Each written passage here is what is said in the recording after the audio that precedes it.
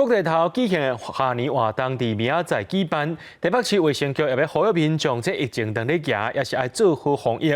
另外，明年1月开始咧，针对中国航班，还有小三通金门马祖过年专案入境旅客，拢爱做喙暖 PCR。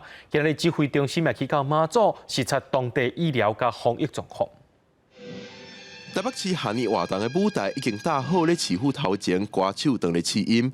3·1下年活动就要开始，台北市卫生局也提出几点呼吁，包括无多保持社交距离的时建议挂喙安，莫伫人侪所在食食，注意个人卫生，自主防疫、自主健康管理的人，快筛阴性才参与活动。有症头高风险族群莫参与活动，落尾若有发烧等症头，爱快筛而且看医生。不设置一个管制区的哈，那也没有设置。 有没有限制一些人潮哈？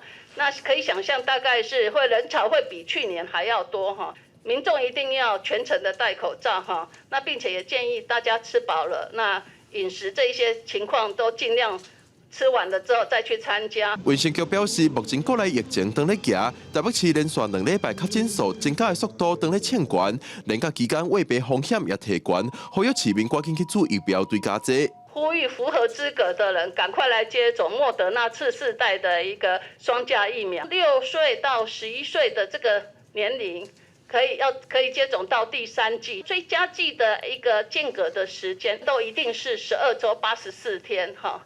那满12岁以上的。 已经都可以达到第6剂的。卫生局呼吁民众注疫苗提升保护力。目前每礼拜拢会使注文，每一期提供7万个名额。记者郭文条随台北报道。